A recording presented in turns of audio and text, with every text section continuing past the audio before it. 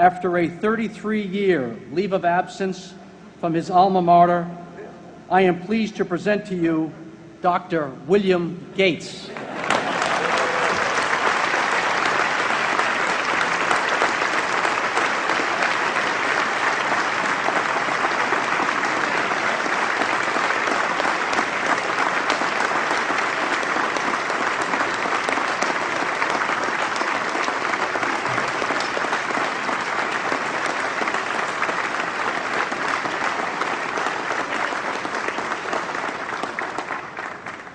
Thank you. President Bach, former President Rudenstein, incoming President Faust, members of the Harvard Corporation and the Board of Overseers, members of the faculty, parents, and especially the graduates. I've been waiting more than 30 years to say this. Dad, I always told you I'd come back and get my degree.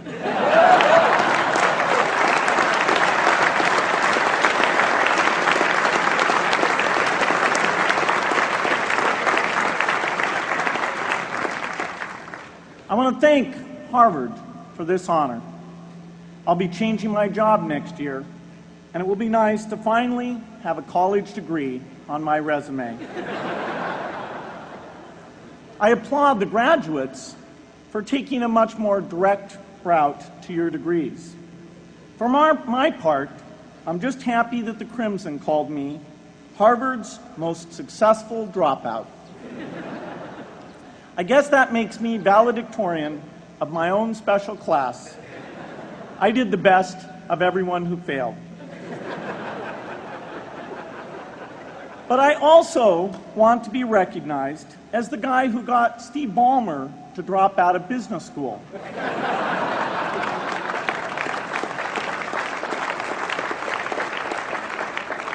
I'm a bad influence.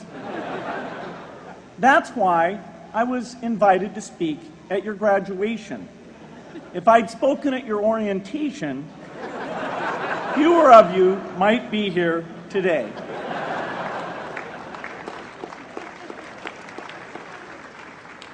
Harvard was a phenomenal experience for me. Academic life was fascinating. I used to sit in on lots of classes that I hadn't even signed up for.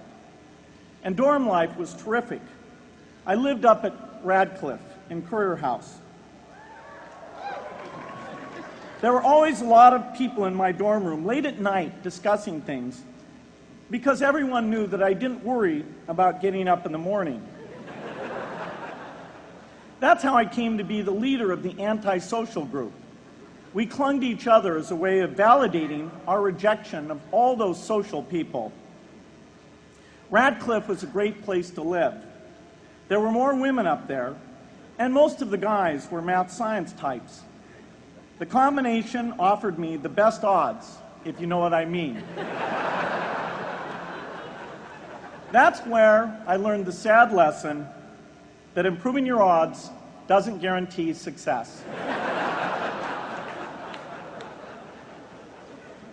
One of my biggest memories of Harvard came in January 1975 when I made a call from Currier House to a company in Albuquerque, New Mexico that had begun making the world's first personal computer.